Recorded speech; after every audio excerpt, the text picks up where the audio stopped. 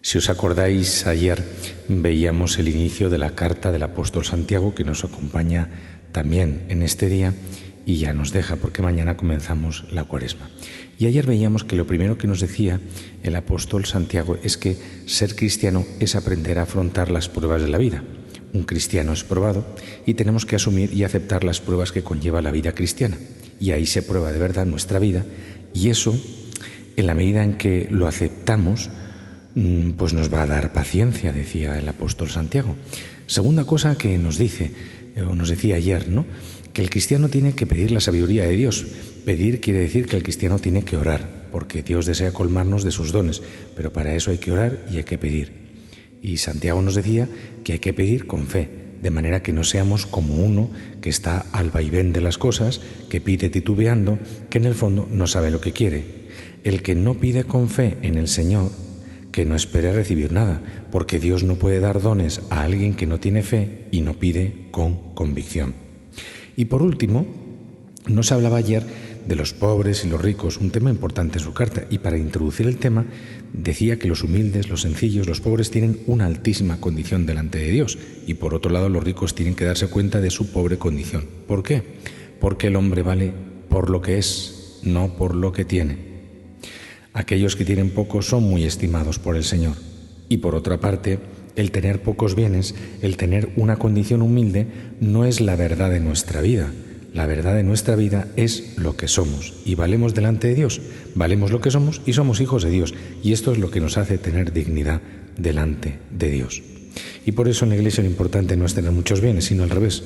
Como nos dirá Santiago en su carta, a veces es un problema porque las riquezas nos cierran a Dios y nos cierran al amor de los hermanos, con lo cual tenemos que estar atentos a no hacer de los bienes la condición importante de nuestra vida. Pero esto es lo que nos decía el apóstol Santiago ayer. Pero ¿y hoy? Bueno, pues hoy nos dice que Dios no tienta a nadie. Es decir, Dios no está empujándonos para que nosotros caigamos de ninguna manera. Sin embargo, sí es verdad que podemos pasar por tiempos difíciles, y esos tiempos difíciles, complejos, finalmente traen una gran bendición para nosotros. De hecho, en el pasaje que se leía ayer, como os decía, de la carta de Santiago, nos decía pues que nos alegremos si estamos pasando por distintas pruebas, porque de las pruebas viene la constancia, y la constancia lleva a la victoria, lleva a la verdadera felicidad. Entonces tenemos que entender que cuando se habla de que Dios no tienta, estamos diciendo que Dios no nos empuja hacia el mal, pero puede suceder que pasemos por algunos tiempos que son difíciles, y en esos tiempos exigentes, en esos tiempos difíciles, pues nosotros crecemos. Es lo que nos dice también San Agustín en una de sus hermosas predicaciones. Dice él: no puede haber corona si no hay victoria. No puede haber victoria si no hay combate. No puede haber combate si no hay tentación. Y ahí se refiere a este momento de prueba. Entonces, ¿qué debe quedar claro aquí? Que el mal proviene de esa capacidad, de esa lamentable capacidad que tenemos las personas de deslizarnos por el camino de la tentación. Me refiero al mal en nuestra propia vida, ¿no? O sea, el que tienta es el maligno, evidentemente. Pero claro, nosotros nos dejamos empujar por el mal, pero ese mal no está solamente fuera, ese mal está en nuestro deseo desordenado, y por consiguiente la victoria sobre el mal implica la educación del deseo. ¿Y cómo educamos el deseo? Aprendiendo a desear el bien. Y por eso también nos habla este apóstol en el pasaje de hoy sobre dónde se encuentra ese verdadero bien. Ese verdadero bien se encuentra en Dios, que es constante, que no tiene grietas, ni fisuras, ni cambios. Es decir, que la enseñanza de hoy es preciosa. Apártate del mal, busca el bien, y eso significa limpia tu deseo, purifica tu deseo, aprende a desear lo que es realmente bueno. Esa es la enseñanza práctica, como toda esta carta es la enseñanza que nos da el apóstol Santiago. Por otra parte, en el Evangelio de hoy Jesús advierte a sus discípulos, y como nosotros queremos ser discípulos de Cristo, pues esa advertencia vale también para nosotros. Esto nos invita a que tengamos precaución con la levadura de los fariseos y la levadura de Herodes. Por supuesto que estos grupos, como son los seguidores de los fariseos o los seguidores de Herodes, ya no existen en nuestra época con ese nombre, pero eso no le quita actualidad a la advertencia del Señor. ¿A qué se refiere Cristo?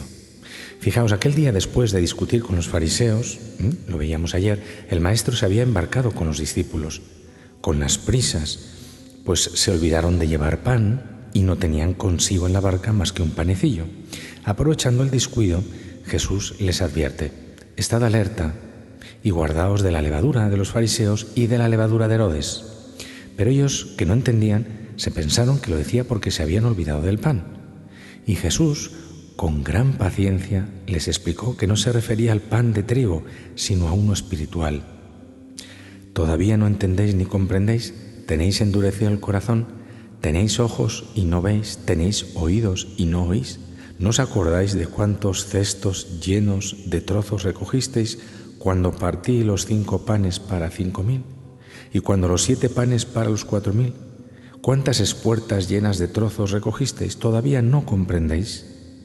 Jesús, pues mueve, ¿verdad?, a los discípulos, pues quiere que recuerden los milagros pasados y se liberen de una desordenada preocupación por los alimentos y que se den cuenta de lo que les está queriendo decir, ¿no? Pero al mismo tiempo desea mostrarles en qué consiste la levadura del reino. Es preciso guardarse de la levadura de los fariseos que para creer piden una señal del cielo. Aquella misma mañana Jesús había suspirado desde lo más íntimo diciendo: ¿por qué esta generación pide una señal? En verdad os digo que a esta generación no se le dará ninguna señal.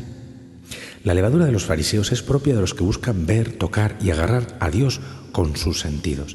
Piden un signo, que se detenga el sol, que bajen rayos del cielo, pero detrás de esa petición se oculta su negativa a creer. Aunque un muerto resucitara, ellos no están dispuestos a creer. En realidad, no le preguntan para creer en él, sino para apresarlo. Entendemos aquí la severa afirmación de San Agustín: para el que quiere creer, tengo 1000 razones; para el que no quiere creer, no tengo ninguna. Desde esta perspectiva, la levadura de los fariseos es su hipocresía, es su increencia.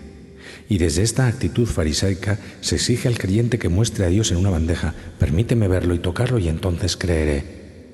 No estamos lejos de la mentalidad cientifista actual, según la cual solo existe lo que puede ser objeto de un experimento, es decir, lo que puedo contar, medir o pesar, o lo que puede ser reducido a un número. Entendamos bien qué significa esto, ¿no?, de guardarnos de esta levadura. Porque esta levadura de los fariseos y de Herodes lo que hacen es imposible la salvación en nuestro corazón. Feliz día para todos. Amén.